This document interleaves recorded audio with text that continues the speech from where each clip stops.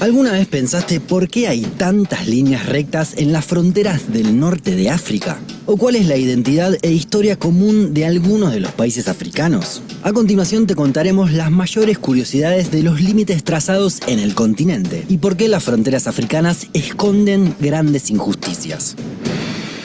Pero antes te invitamos a que seas miembro de Un Mundo Inmenso. Mediante un aporte mensual podrás apoyarnos para que el canal siga creciendo de manera independiente. Y además podrás acceder a algunos contenidos extra y participar de encuestas. A la distancia y por ignorancia muchas veces se habla de África como una unidad. Sin embargo, existen enormes diferencias entre países como Túnez, Etiopía y Namibia, por ejemplo. Nos encontramos con climas, idiomas, religiones e historias muy distintas. Y hasta las distancias son enormes. Por ejemplo, Rabat y Ciudad del Cabo están separadas por casi 8.000 kilómetros, unos 600 más que los que separan a la Ciudad de México de Buenos Aires, y más del doble que la distancia que hay entre Lisboa y Moscú. Al ver un mapa político del continente podemos pensar que las fronteras tienen siglos de historia o que se trazaron a medida que crecieron los pueblos, pero esto no fue así. A fines del siglo XIX se produjo el llamado Reparto de África. En la ciudad de Berlín se reunieron 7 países europeos: Francia, España, Portugal, Reino Unido, Alemania, Italia y Bélgica. En solo 3 meses, entre 1884 y 1885, estas 7 potencias se repartieron casi todo el territorio africano. Es decir, un grupo de europeos se dividió el continente sin tener en cuenta ni siquiera la opinión de los habitantes ni de los pueblos que existían allí.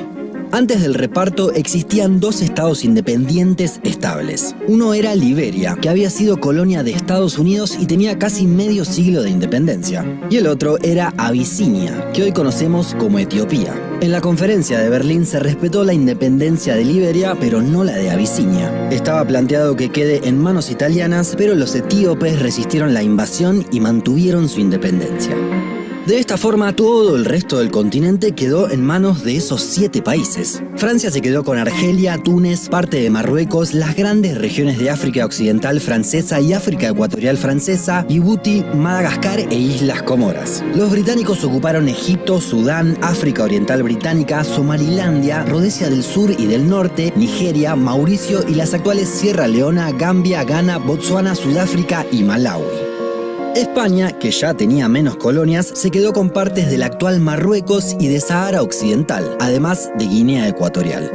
Portugal, por su parte, controló las actuales Angola, Mozambique, Guinea-Bissau, Cabo Verde y Santo Tomé y Príncipe.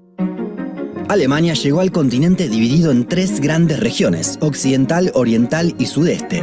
Incluía grandes países actuales como Camerún, Namibia, Tanzania y parte de Nigeria.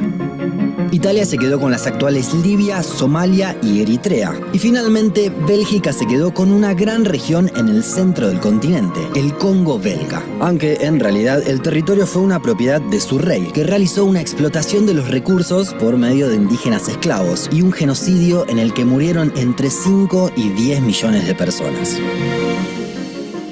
Esta división, realizada lejos de África, no respetó la historia de los pueblos. Además, dio lugar a fronteras fijas que poco tenían que ver con la realidad local. Con el paso del tiempo, estos límites no solo no se modificaron, sino que se fortalecieron. En la década de 1960 se produjo un boom de independencias y surgieron muchos de los países que conocemos hoy. Para evitar nuevas guerras se optó por respetar los viejos límites coloniales. De esta forma, hubo pocas modificaciones en el mapa político. Una de las más relevantes es la separación de Eritrea. En 1993 logró la independencia de Etiopía, tras años de guerras. El otro gran cambio es la división de Sudán. En 2011, tras un referéndum, nació Sudán del Sur, que aún hoy es el país más joven del mundo. Pero esos límites trazados en Berlín y vigentes aún hoy guardan algunas rarezas. Veamos por ejemplo el caso de Gambia. Este país se encuentra totalmente rodeado por Senegal y se extiende unos pocos kilómetros hacia cada margen del río Gambia. Es que esa zona había sido ocupada por los británicos, quienes la quisieron mantener. O Namibia, que en el norte de su territorio se extiende de forma muy extraña hacia el este. La explicación es que los alemanes querían unir sus posesiones que estaban en ambas costas. Por eso es que se dieron otros territorios para que Namibia llegue hasta el río Zambeze. Pensaron que desde allí podrían llegar hasta la actual Tanzania, aunque no lo lograron, ya que es un río de muy difícil navegación. Esta rareza en el mapa nos deja a unos 2 kilómetros de una cuádruple frontera entre países, algo que no existe en todo el mundo. También podemos rescatar el caso de Cabinda, que es un pequeño exclave de Angola. Esta región tiene reservas petroleras.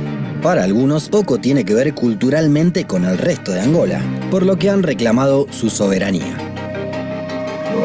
A su vez, los límites han separado lo que estaba unido. Es el caso de los Tuareg.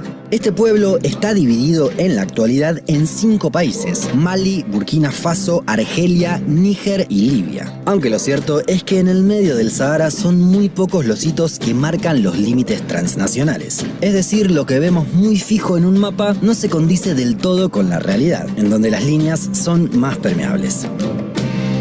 Lamentablemente, durante las décadas posteriores a las independencias se han visto numerosas guerras civiles y han surgido nuevas formas de colonización.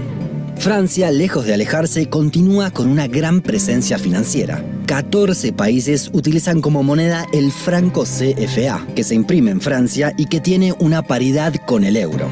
Mientras tanto, continúa la explotación de los recursos naturales por parte de manos extranjeras, pero el continente sigue siendo sinónimo del subdesarrollo y muchos de sus países tienen enormes índices de pobreza. Surge la duda acerca de la decisión de respetar aquellas viejas fronteras trazadas en Berlín. ¿Fue lo mejor para evitar guerras peores? ¿Debería buscarse una solución? Tal vez la respuesta sea el acuerdo que lograron Burkina Faso y Níger en 2013. Después de décadas de litigios, intercambiaron 18 ciudades y resolvieron las disputas fronterizas. 14 pasaron de Níger a Burkina Faso y 4 hicieron el camino inverso. Ambos países se sometieron a la Corte Internacional de Justicia de La Haya y aceptaron el fallo que dictó. Según tu opinión, ¿qué importancia tiene la delimitación de las fronteras para la historia de los pueblos? Y en África, ¿qué soluciones se deberían buscar para resolver los problemas fronterizos? Déjanos tu comentario más abajo.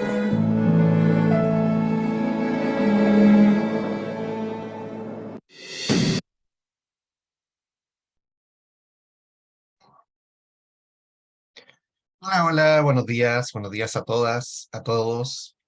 Bueno, estábamos empezando a ver este video.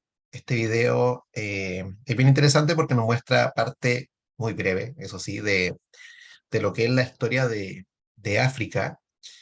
Y, a ver, cuando nosotros revisamos un mapa y vemos a África, no es un continente que tenga países actuales muy antiguos. De hecho, la gran mayoría de ellos, por no decir casi todos, se independizaron durante el siglo XX.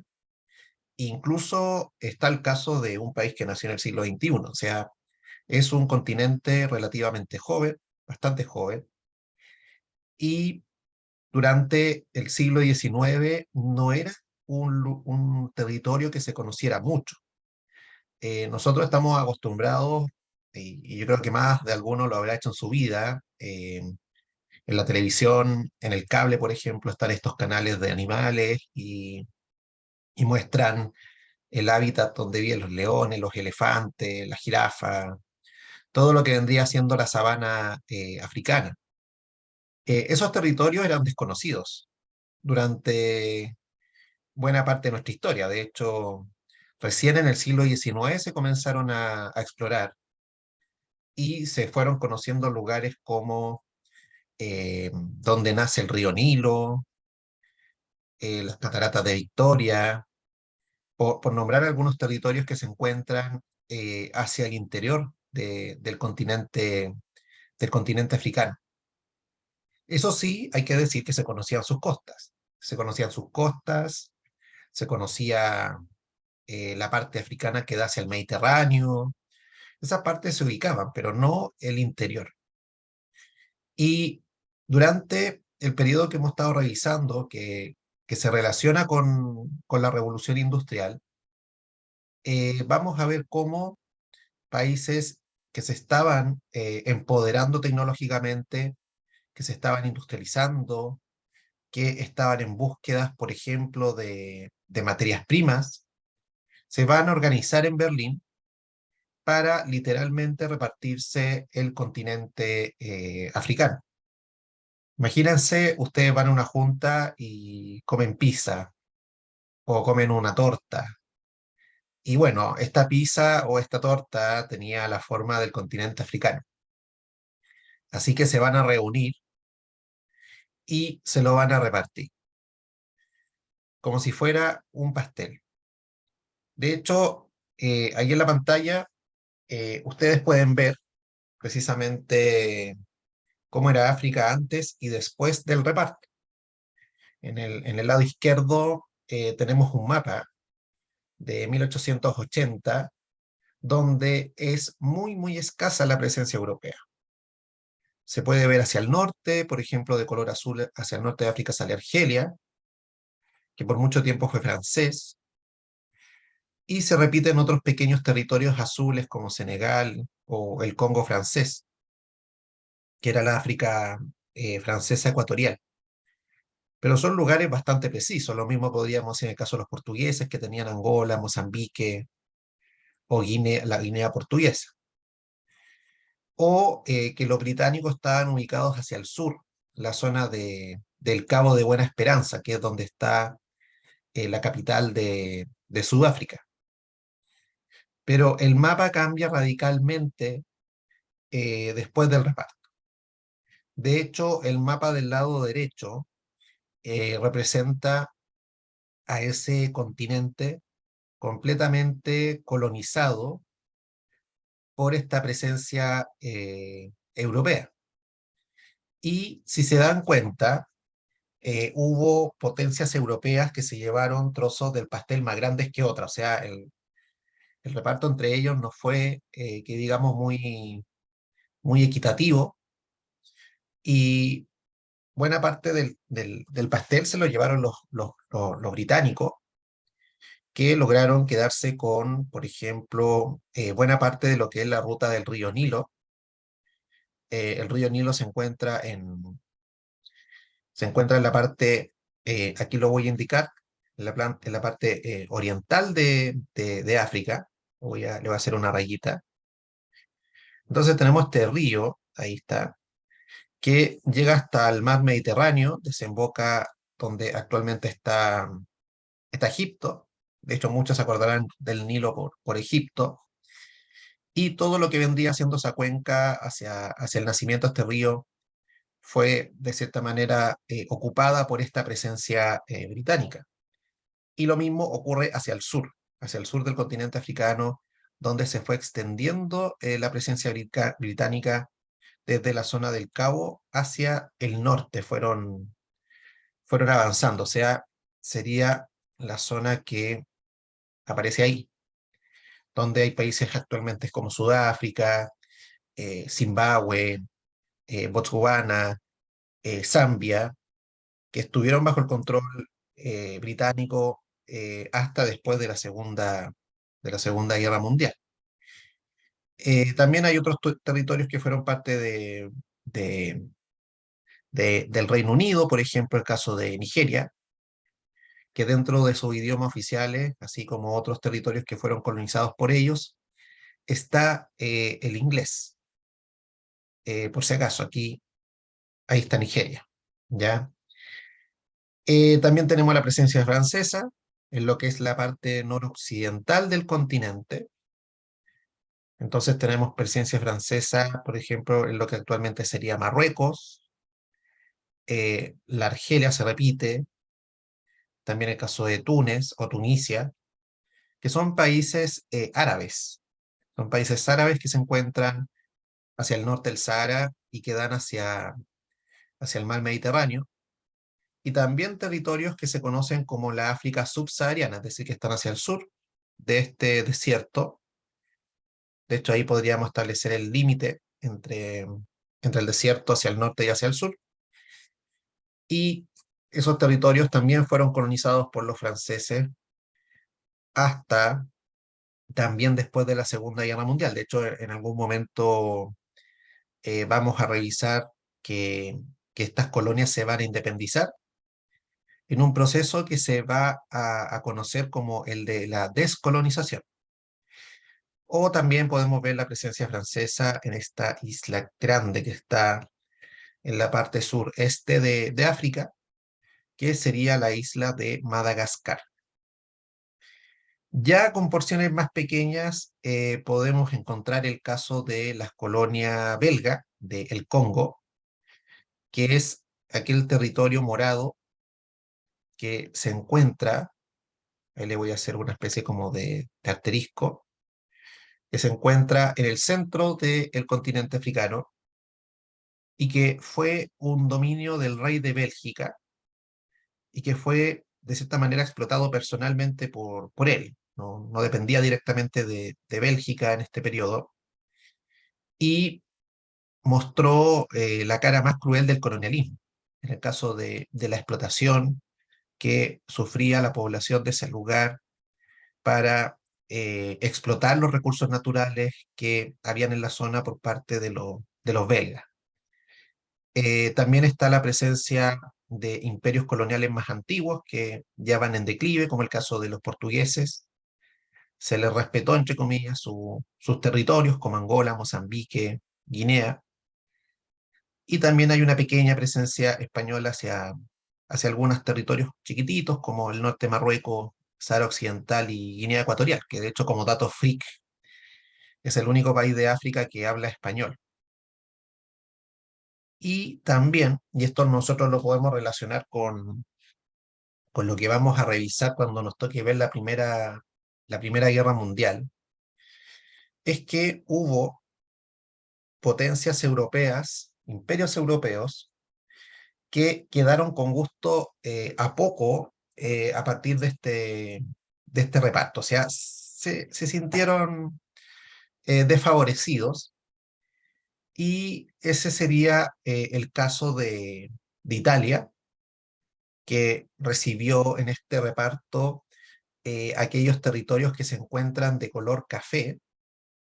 Hacia el norte de África se puede apreciar uno, que actualmente, le voy a hacer una rayita también, actualmente sería parte importante de Libia. También están algunos territorios en una zona que se llama el Cuerno de África, que sería Eritrea y parte de Somalia también quedaron bajo el control de los italianos, pero si se dan cuenta son colonias bastante precisas, chiquititas, en comparación con lo que recibieron otros imperios. Y los alemanes también quedaron con gusto a poco y son las colonias de color gris, como sería el caso de Camerún, que se encuentra aquí, el caso de Togo, que es una pequeña colonia alemana también que existió en algún momento, Tanzania y Namibia, ¿ya? Y eso es importante tener en consideración, eh, estas ganas de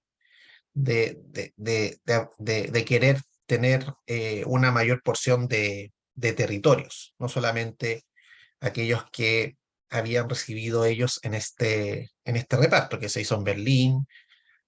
Yo me imagino que se puso un mapa sobre la mesa y se empezaron a hacer líneas. Y ni se tomó en cuenta la gente que vivía en ese lugar, ya en ese continente, ¿no? Sencillamente se hicieron las líneas y grupos que eran similares quedaron divididos. No hubo ninguna toma de medidas sobre los grupos que vivían dentro del continente africano. Y también otra cosa que no deja de llamar la atención es que si vemos el mapa de la izquierda, el mapa antes del reparto, nos encontramos con la presencia del Imperio Otomano. Si se dan cuenta, hay un imperio ahí, donde está Egipto, Tripolitania, ya nos encontramos con la presencia del Imperio Otomano, pero después no está. O sea, también aquí hay un dato que nos va a servir para entender también por qué el Imperio Otomano tomó un bando en la Primera Guerra Mundial, y tiene que ver con que buena parte de los territorios que ellos habían tenido en África, resulta que hacia, hacia finales del siglo XIX se encontraban bajo el poder de los británicos. O sea, los británicos les habían arrebatado sus territorios en África y temían que los británicos fueran por más en las zonas de Medio Oriente, como lo vamos a ver también en un mapa, en un mapa de más adelante. Ya vamos a ver cómo los británicos también comenzaron a tener una presencia importante en Medio Oriente, en los territorios palestinos, en Jordania, que de hecho van a pasar bajo su control después de la Primera Guerra Mundial, y que antes de la guerra habían estado en manos de los otomanos. Así que no deja de ser interesante cómo este imperialismo que desarrollaron los países europeos se va a manifestar en este dominio colonial. ¿Quién convocó a esta conferencia de Berlín? Otto von Bismarck, que era canciller de Alemania en el periodo que se indica allí en la pantalla. Y acá tenemos otro mapa, que sería un mapa de todo el mundo. Y fíjense cómo era este mapa, cómo era el mundo, perdón, en 1914. O sea, justo el año que estalló la Primera Guerra Mundial. Si se dan cuenta, bueno, ahí tenemos a África. eh, Se puede ver ahí dos lugares grises, que tal como también se decía en el video, eran los únicos territorios independientes de África. Liberia, que había sido fundada por Estados Unidos para que se devolvieran a ese lugar de África antiguos esclavos que estaban en Estados Unidos. O sea, entre comillas, para iniciar una operación retorno de muchos esclavos o afroamericanos al continente originario de su cultura, de su gente. Y el caso de Etiopía, ya que Etiopía en realidad era para Italia, pero los etíopes lograron resistir el intento de invasión de los italianos. Arribita morado se ve un gran imperio, ¿ya? Eh, ¿Alguien lo puede identificar? El morado que está hacia arriba del mapa, ¿cuál sería? Rusia, exacto. Tenemos el imperio ruso, que si se dan cuenta, bueno, si uno ve un mapa en la actualidad, sigue siendo un país enorme. De hecho, en la actualidad es el país más grande del mundo. O si uno, por ejemplo, y no, posiblemente nos va a tocar ver un mapa de la Unión Soviética también, o sea, era gigante. Y Rusia también se expandió hacia lo que sería el centro de Asia y también hacia el oriente. De hecho, no sé si alguno de ustedes sabía, pero incluso Rusia llegó a ocupar Alaska, que se encuentra en América y que actualmente forma parte de Estados Unidos, y pasó a ser parte de Estados Unidos a partir de una compra que hicieron los norteamericanos a los rusos. Al medio del mapa se ve un color verde pistacho, ¿ya? Eso era lo que iba quedando del Imperio Otomano.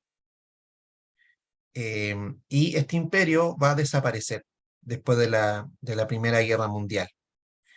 Em, el principal heredero actual de ese imperio es Turquía, ¿ya? Para que se hagan una idea, ya Turquía es el principal heredero de ese imperio, pero también ocupó territorios de otros países que nosotros conocemos en la actualidad como países árabes, como Irak, también Siria, Líbano, Jordania, Palestina, también territorios que hoy en día pertenecerían a Arabia Saudí o Saudita, fueron parte de este imperio.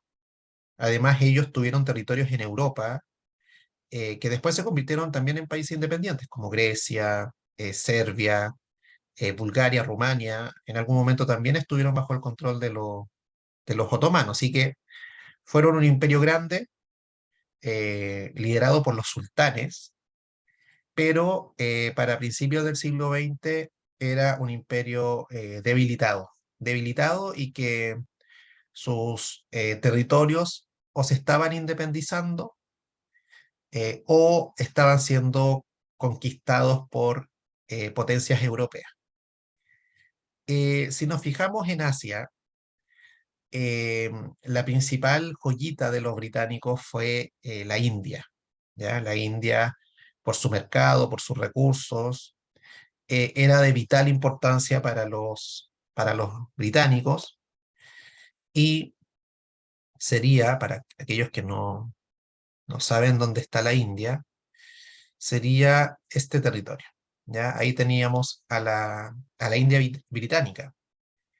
Entonces, cuando nosotros empecemos a ver el proceso de descolonización, bueno, uno de los que marca el inicio de ese proceso va a ser precisamente la independencia de la India, además de tener territorios que fueron colonizados por británicos, como el caso de Canadá o de Nueva Zelanda o de Australia, ¿ya? Si uno, por ejemplo, ve o visita estos lugares, resulta que hay mucha gente que tiene rasgos europeos, ¿ya? Y bueno, esta gente llegó durante el periodo que estamos revisando mayoritariamente, ya durante el siglo XIX, ya tenemos una llegada importante de migrantes británicos hacia estas colonias que hoy en día son estados independientes, pero que todavía mantienen cierta conexión con los británicos. De hecho, reconocen como jefa de estado a la reina Isabel. En el caso de Asia también uno puede ver la presencia de Holanda, ¿ya? Que serían esas islitas de color naranjo, que son hartas, que se encuentran en la parte sur del sudeste asiático, y actualmente sería Indonesia, ¿ya? Indonesia en su momento fue parte de, de este imperio colonial neerlandés, o holandés, como se le dice popularmente, aunque el nombre oficial son los Países Bajos. Arribita de estas colonias holandesas, también había presencia británica, lo que sería actualmente Singapur, Malasia, ahí estaban también los británicos. Profesor, una Y consulta. sí, sí, En Sudamérica también estaba arriba, adelante, detrás de Brasil, también la colonia holandesa.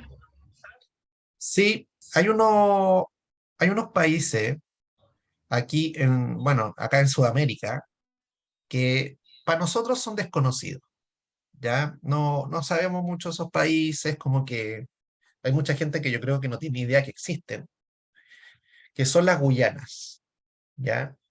Porque, claro, uno, por ejemplo, sabe que existe Venezuela, Colombia, Brasil, ¿ya? Y yo creo que en parte también es por el fútbol, ¿o ¿no? Acá en Sudamérica jugamos, dijo el Patudo, juegan los equipos sudamericanos, entonces uno, más o menos, para los que les gusta el fútbol, que es una cantidad importante de personas ubican estos países, sus capitales, pero cuando hablamos o incluso el acento, ¿no? Cómo se habla en Venezuela, en Ecuador, en Perú, como que tenemos ciertas nociones. Pero cuando hablamos de la Guyana, es como entrar en una nebulosa, ¿no? No sabemos bien qué pasa en esos lugares. Y fueron colonias de países europeos que se independizaron en los años 60, como es el caso de Guyana.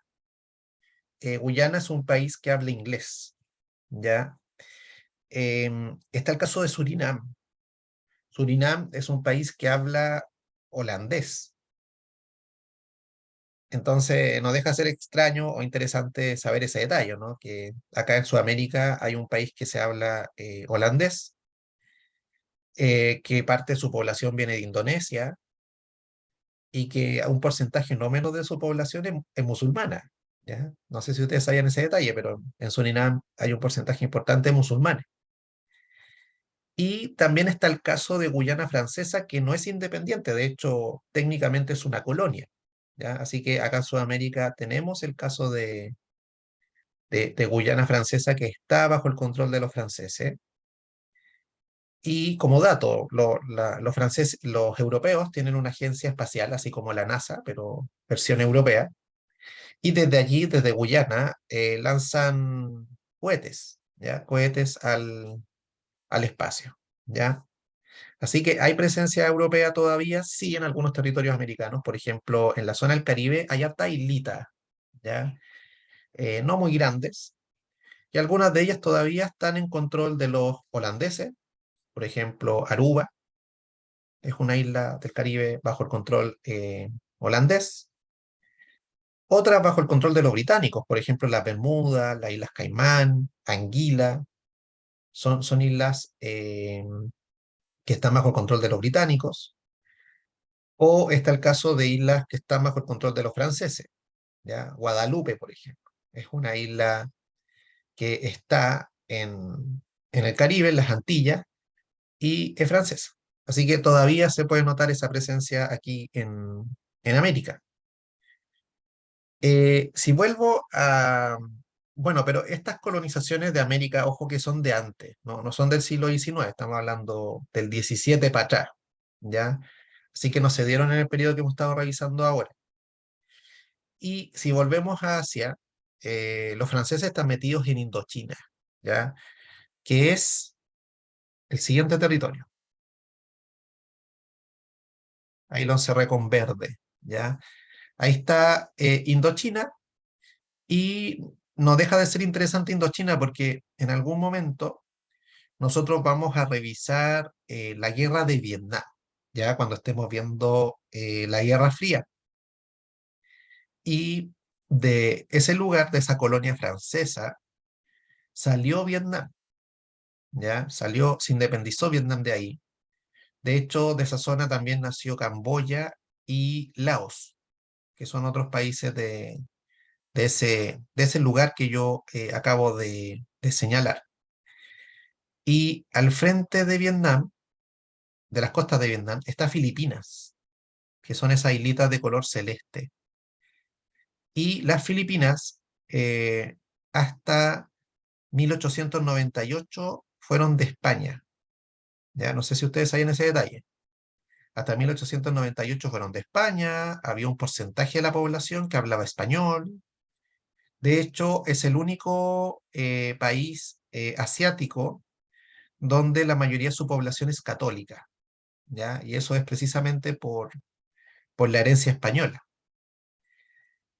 Y en 1898 hubo una guerra entre España y Estados Unidos. Y Estados Unidos dijo, bueno, gané la guerra, así que las colonias españolas en el Pacífico son para mí. Y eso, por ejemplo, incluía a Filipinas y otras pequeñas islas del Pacífico, como las Marianas, eran también parte de España. Y también los norteamericanos se quedaron con Puerto Rico, que hasta el día de hoy es un estado asociado a Estados Unidos, y comenzaron a ejercer una fuerte influencia sobre el Caribe y América Central. ¿Ya? De hecho, la presencia norteamericana sobre Cuba va a ser fuerte hasta la Revolución Cubana. Sobre Panamá, ellos van a tener el control del canal de Panamá hasta 1999, o van a intervenir para defender los intereses de empresas norteamericanas en Nicaragua, en República Dominicana. Vamos a ver una fuerte intervención de Estados Unidos sobre estos países más chiquititos. Entonces, Estados Unidos no es la principal potencia mundial todavía, en la época que estamos revisando, pero sí está creciendo. Está creciendo esa fuerza, y voy a rayar el mapa. Su presencia se puede notar acá y también en el Pacífico. Ya se nota la presencia estadounidense. De hecho, yo creo que más de alguno sabrá que Hawái es de Estados Unidos. Entonces, en algún momento ellos van a intervenir y van a dominar las islas de Hawái, que están aquí al borde izquierdo del mapa. ¿Ya? Ahí está Hawái. Entonces, tenemos una extensión de Estados Unidos a lo largo del Pacífico. Y bueno, nos queda por revisar el último imperio que no de gente europea, que vendría siendo el caso de Japón.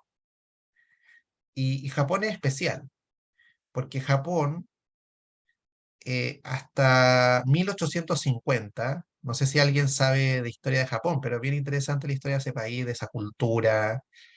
Resulta que hasta 1850 Japón era un imperio cerrado. O sea, no se sabía mucho de lo que pasaba dentro, no permitían a los extranjeros ingresar libremente a Japón, pero debido a las presiones internacionales, por ejemplo de Estados Unidos, Japón se va a tener que abrir. ¿Para qué? Para tener comercio. Así que se van a abrir y ellos dicen, bueno, hay una opción grande que nos quieran dominar, pero tenemos que evitar eso y para eso nos vamos a industrializar. Esa fue la decisión que tomaron los japoneses. Para evitar ser dominados, se van a industrializar. Se acabaron los samuráis, se acabó el feudalismo en Japón, comenzaron a haber fábricas y van a desarrollar una potencia militar. De hecho, Japón va a salir a la conquista de otros territorios. O sea, va a desarrollar prácticas imperialistas como los países de Europa. Y van a empezar a conquistar, por ejemplo, territorios de China. Ahí en el mapa se puede ver una península, café, que vendría siendo Corea. ¿Ya? Las actuales Coreas, la del norte y la del sur, estuvieron bajo el control de los japoneses. También como dato, en 1904 se produjo la guerra ruso-japonesa y los japoneses le van a ganar a los rusos. O sea, lo que demuestra el poderío que ellos estaban tomando. Y ese expansionismo japonés, muy, muy, muy militarista, no se va a detener hasta la Segunda Guerra Mundial. De hecho, más de algunos se acordará que en la Segunda Guerra Mundial los norteamericanos peleaban contra los japoneses. Incluso les lanzaron 2 bombas nucleares. Entonces, ese expansionismo en Japón va a llegar para quedarse y no se va a detener hasta que sean derrotados en la Segunda Guerra Mundial. De hecho, si uno mira fríamente el mapa, acá chocan los intereses de Estados Unidos con Japón en el Pacífico. Hay un choque ahí de quién se queda con el control del Océano Pacífico en la zona que estamos revisando. De hecho, para que se hagan una idea, aprovechando que estamos con el mapa acá en la pantalla, durante la Segunda Guerra Mundial, los japoneses van a invadir parte de China, parte del sudeste asiático y también las islas del Pacífico, ¿ya? Ahí hice una línea verde y más o menos esos son los territorios que ellos conquistaron para la Segunda Guerra Mundial. Si se dan cuenta, es una cantidad grande de territorios. Incluso atacaron desde el norte a Australia. Algunas ciudades australianas fueron atacadas durante la Segunda Guerra Mundial, o muchos recordarán que la Segunda Guerra Mundial, cuando ingresa a Estados Unidos, se debió al ataque de Pearl Harbor en Hawái. Así que eran una potencia importante desde el punto de vista militar, y esto se desarrolló desde que los japoneses se abrieron a tener comercio y desarrollar la industrialización. Y China era un país muy débil. Era un país muy débil, no tiene nada que ver con la China actual. Era un país muy débil. En esta época hay un emperador en China que no logra controlar bien su territorio. Los chinos ya eran hartos en esta época, siempre han sido un país numeroso. Y los chinos sufrieron lo mismo que los japoneses. en el sentido de que llegaron a sus costas buques de Estados Unidos, también británicos, y, y resulta que les dicen, ustedes tienen que abrir su comercio, porque de lo contrario, o sea, si no lo abren por las buenas, lo van a tener que abrir por las malas. Y estos países que se van acercando a las costas de China comienzan a tener puertos para vender sus productos o comprar sus productos. Por ejemplo, ¿qué viene de China? ¿Qué productos podríamos comprarles a los chinos en esta época? Ropa, Todavía no, auto, tecnología. todavía no, No, todavía no. no, no, en esta época. ¿Qué podríamos comprarle a los chinos? Arroz, me dicen.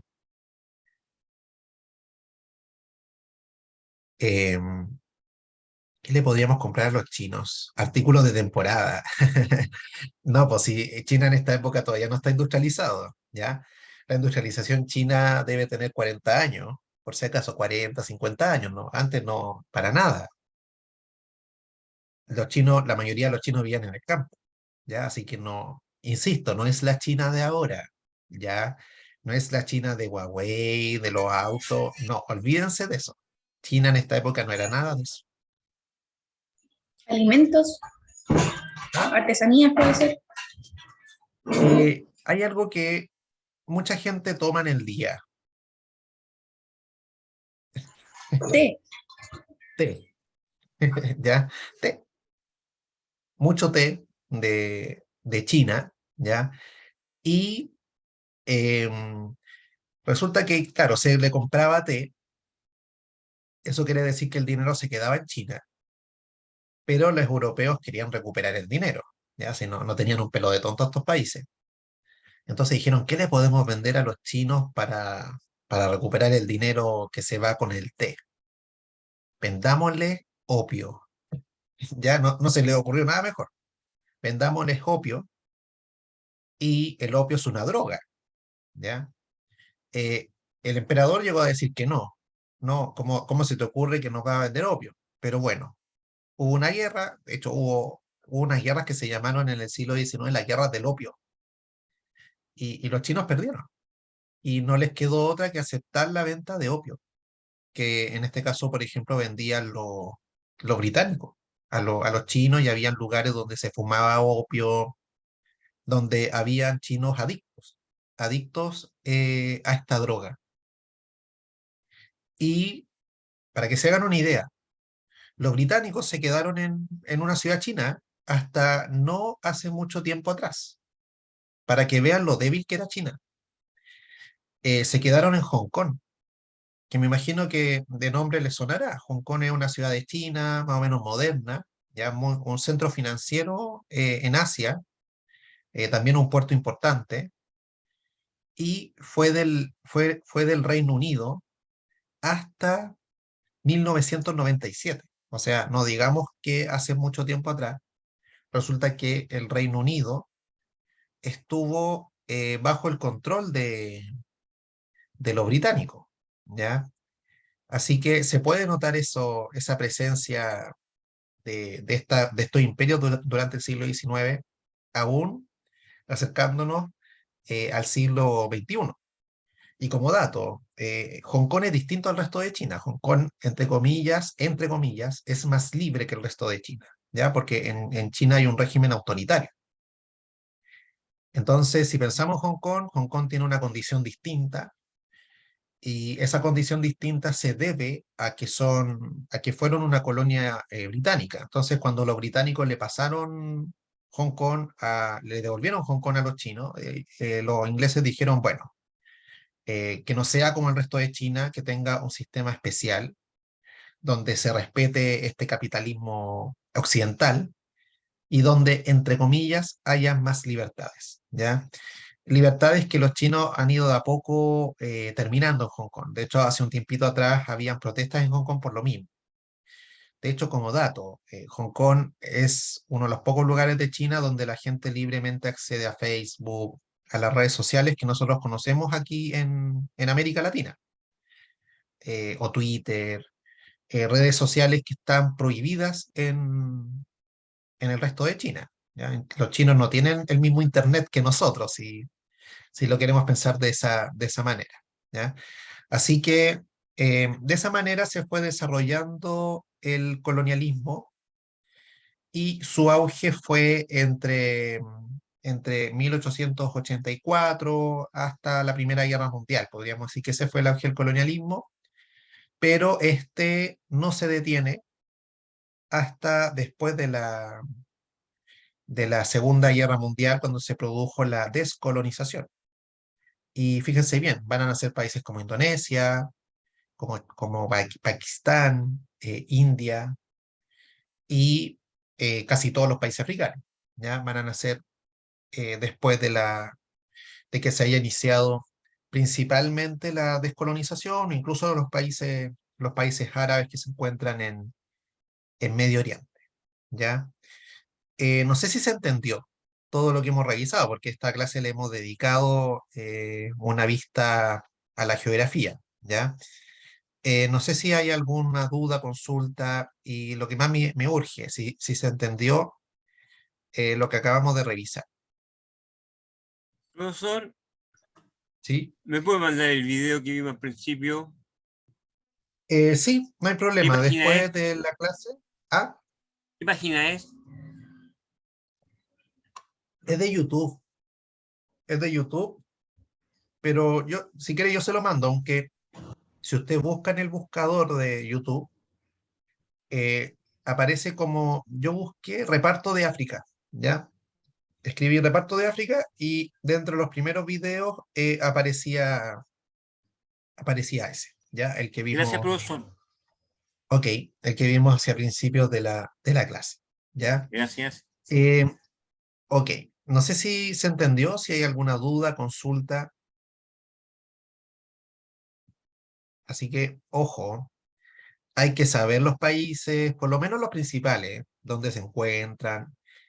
De hecho, el siglo XX nos acompaña de hartos mapas, ¿ya? Entonces, por ejemplo, vamos a revisar la Primera, la Segunda Guerra Mundial, la Guerra Fría, y eso siempre va acompañado de mapas. Vamos a ver las resistencias que hubo a este intento de control de los imperios principalmente europeos. No siempre los europeos llegaron y no recibieron resistencia. Hay resistencias a la dominación.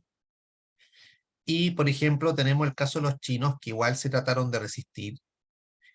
Y ahí tenemos la rebelión de los Boxer.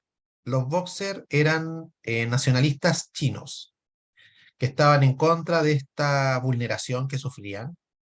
Como bien se señala en el cuadro amarillo, tratados desiguales, donde salían para atrás, esta constante injerencia occidental sobre su territorio, estableciendo puertos, vendiéndoles opio, también la presencia japonesa en su territorio y la débil reacción de la dinastía. Ya, acuérdense que los chinos tenían un emperador, entonces todavía había emperador en esta época y de hecho no les quedaba mucho tiempo, hacia aproximadamente 1910, 1912, el emperador va a ser derrocado y los chinos se van a convertir en una república.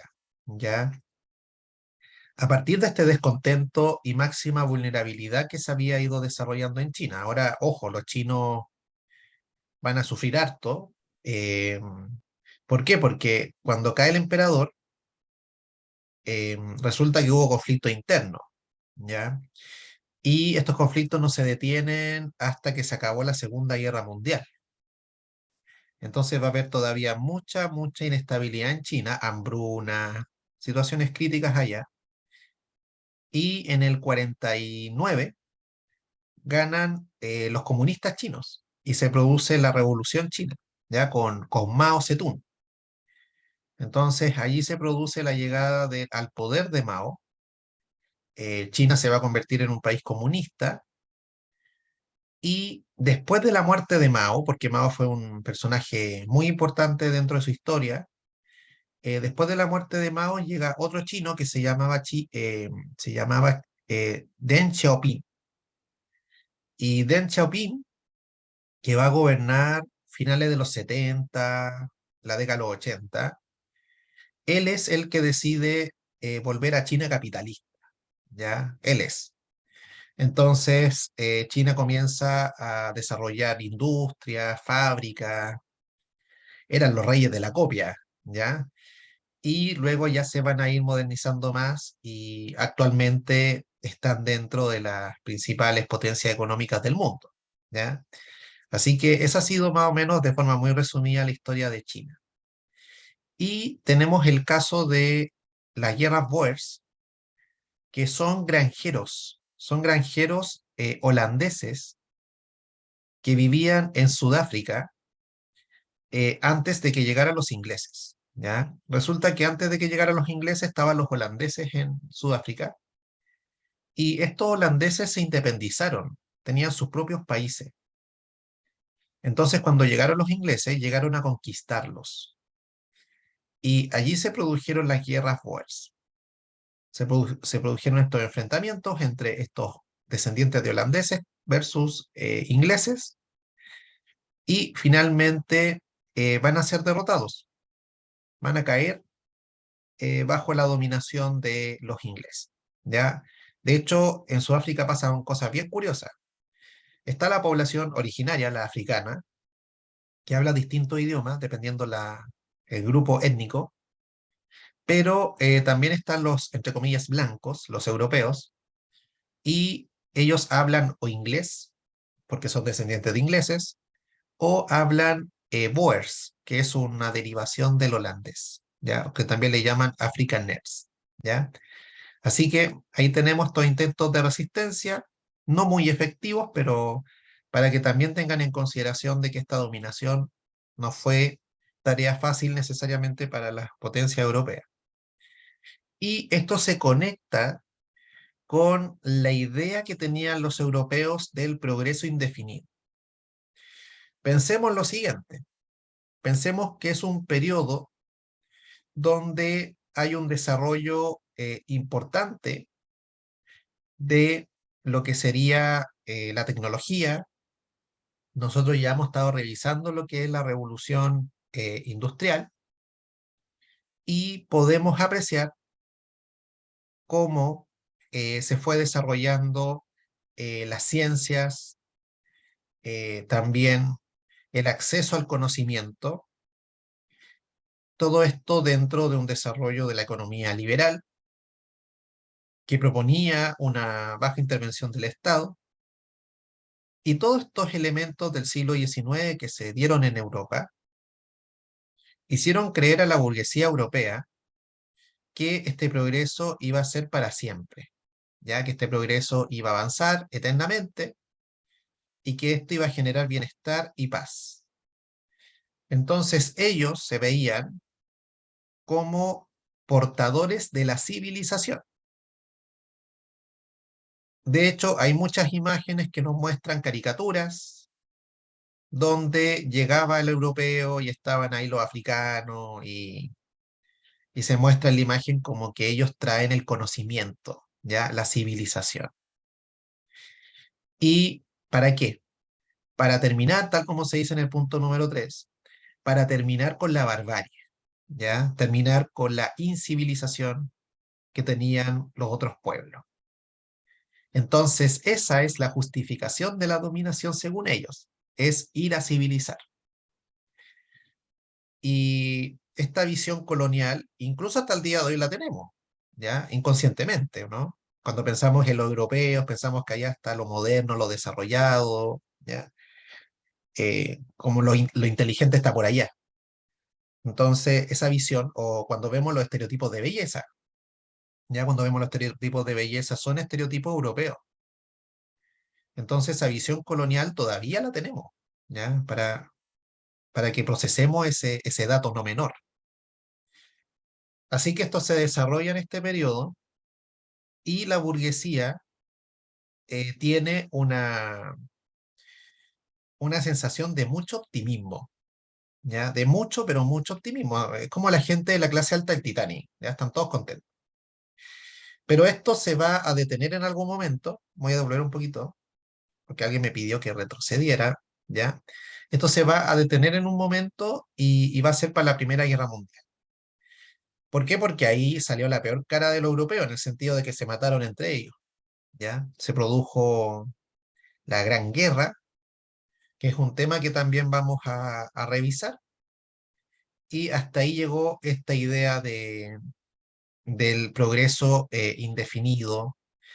Piensen ustedes que en estas décadas del siglo XIX, cuando nos vamos acercando hacia el XX, esta modernidad que estaban viviendo ellos eh, se expresó por ejemplo, en la remodelación de ciudades como París.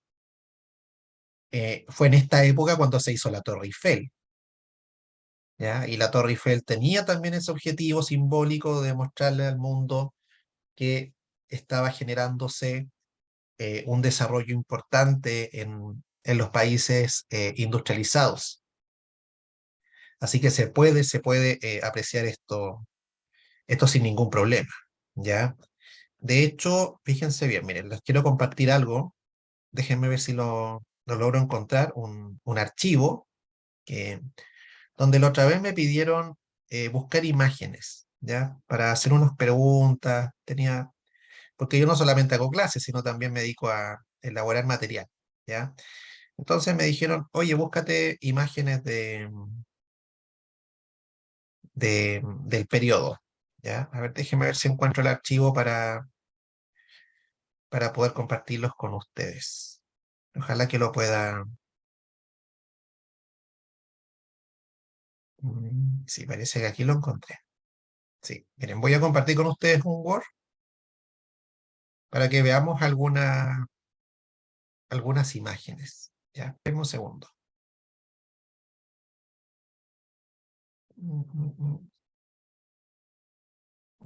Aquí está. Y fíjense bien,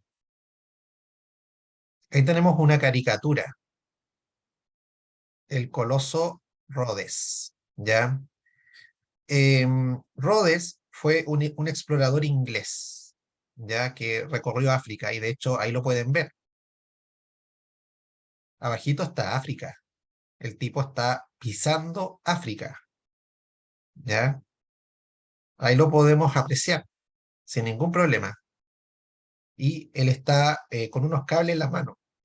Entonces hace referencia a la red de telégrafos que se estaba desarrollando allá. Entonces ahí tenemos esta imagen de este coloso. En la antigüedad había una estatua, ¿eh? Había un coloso en Grecia. Entonces se trata de simular esa estatua que está dentro de las 7 maravillas del mundo antiguo. Acá tenemos un explorador, el clásico explorador inglés que anda recorriendo África, ¿ya? Ahí con ese clásico sombrero, y está con unos pigmeos, ¿ya? Los pigmeos son una población africana, y una característica de los pigmeos, su estatura, ¿ya?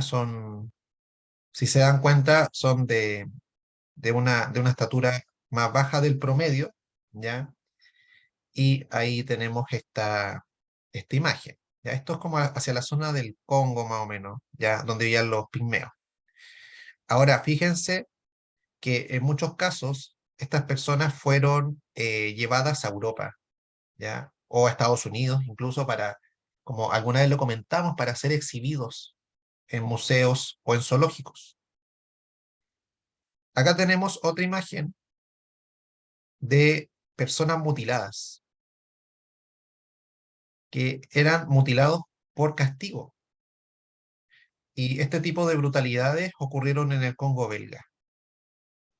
Fíjense bien, cuando no cumplían con las cuotas de recolección de caucho, los castigaban y les amputaban una mano, ¿ya? Esas eran las brutalidades que se cometieron también durante el colonialismo. También está el tema del saqueo. Por ejemplo, si uno visita Europa o incluso Estados Unidos, a mí me ha tocado visitar museos bien impresionantes en Nueva York o en otras partes también, y resulta que uno dice, pero ¿cómo hay tanto de todos lados? ¿Ya? ¿Cómo hay tantas cosas de África? ¿ya? Y bueno, muchas de estas cosas se llevaron a estos museos, a estos países en el siglo XIX, ¿ya? Y eso fue producto de un saqueo, máscaras, ropas, traje, armas, ¿ya? Terminaron por allá. Si uno visita el Museo Británico, chuta, resulta que buena parte de África o Egipto o Grecia se encuentra ahí, ¿ya? En algún momento ellos se lo llevaron. De hecho, hasta el día de hoy existen reclamaciones sobre este tipo de artefactos, de artículos que están en estos museos. Acá tenemos una propaganda, fíjense bien, tiene que ver con la llegada de los franceses al norte de África y hay un cadáver ahí abajo, ya, bajo el francés, y vendría representando un otomano. Ya, los otomanos perdieron el norte de África y parte de esos territorios que ellos perdieron fue en manos de los franceses. De hecho, ahí se ven algunos africanos apoyando a los franceses para expulsar a los otomanos. ¿Ya? Los otomanos siempre se caracterizaban por usar un sombrerito chiquitito, como si fuera un vaso, ¿ya? Rojo en la cabeza. Acá también, la llegada de los italianos a Libia. ¿Ya? Ahí también podemos ver otra imagen del periodo que hemos estado revisando en la clase de hoy, ¿ya? La guerra ítalo-turca, ¿ya? Los turcos hacen referencia a los otomanos. Acá otra muy similar, la invasión de Francia a Argelia. ¿Ya? Ahí podemos ver tropas francesas y árabes intentando resistir este ataque esta invasión de los franceses. Aquí también, la llegada de los europeos en este caso sería a Argel, que es la capital de Argelia. Explotación de recursos. Ya, me imagino que ya más de algunos sabrá lo que es lo que aparece en la imagen, ¿o no? Marfil. Imagínense la cantidad de animales que fueron asesinados hasta el día de hoy, lamentablemente hay gente que compra cuernos de elefante, ya, perdón, en este caso los colmillos del elefante, o los cuernos de los rinocerontes, ya. Y ya en esta época tenemos una importante cacería de estos animales, de estos mamíferos gigantes grandes de África, ¿no? Fíjense la cantidad de colmillos, o sea, la cantidad de elefantes que fueron asesinados durante este periodo, y podemos ver la población africana trabajando y los europeos dirigiendo esta compañía, esta empresa. Así que ahí podemos ver el caso de lo que fue la explotación de recursos naturales. Acá, niños tejiendo en la Camerún alemana. ¿Ya? Niños produciendo en la industria textil, ya en este caso de una forma muy rudimentaria.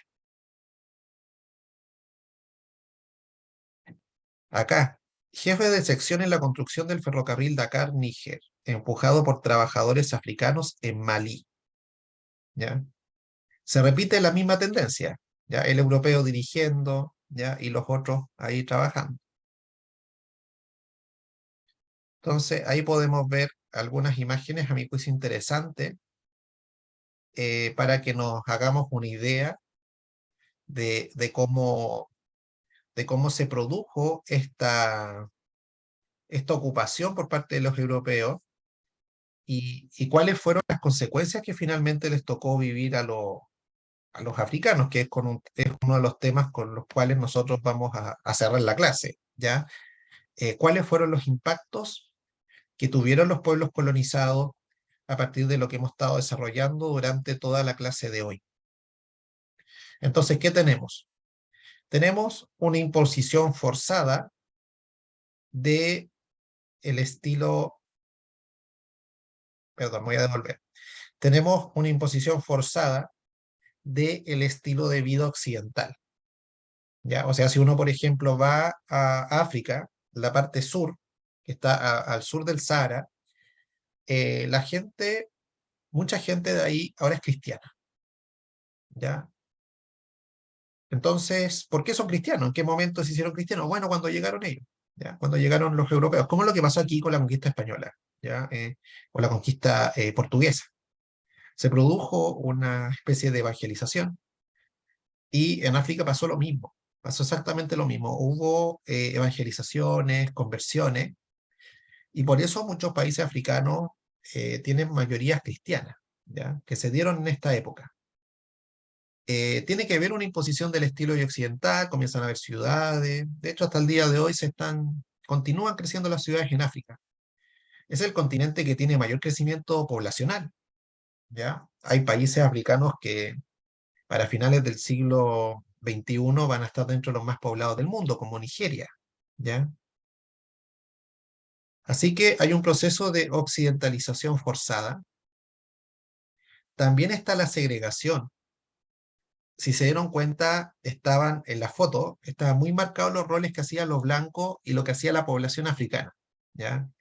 O sea, impensable que el africano dirigiera la obra, ¿ya? Entonces, está todo muy segregado. Eh, Esto en África se pudo ver, por ejemplo, en el caso de Sudáfrica en el siglo XX, cuando se desarrolló el apartheid, conocido como un gran denunciador del apartheid, Nelson Mandela, ¿ya? Donde se dividía a la población de acuerdo a su color de piel. Entonces tenemos segregación racial. Ahí, por ejemplo, podemos ver una imagen de unos niños belgas yendo a la escuela en el Congo, pero completamente separados de la población local. Y tal como lo hemos mencionado en la clase de hoy, está la explotación y el saqueo de los recursos naturales, de todo lo que vendrían siendo aquellos objetos que para ellos eran importantes, ¿ya? Y que terminaron en museos de Europa, ¿ya? Es parte también de la historia quizás más cruda de lo que fue este periodo de imperialismo que se desarrolló en estos lugares. De hecho, como dato, y tal como se señalaba en el video que vimos al principio de la clase, estos países se independizaron después, pero siguen todavía teniendo mucha conexión y dependencia con sus viejas metrópolis.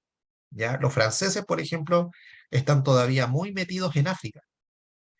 Y tiene que ver precisamente con esta dependencia económica que continuó después de las independencias políticas. ¿Ya?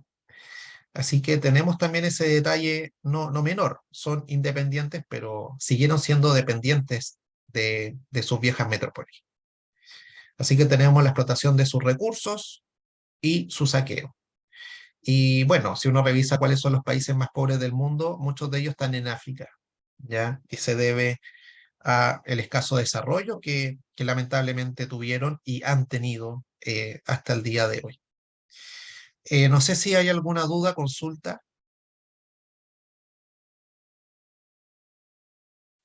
¿Alguna duda, consulta?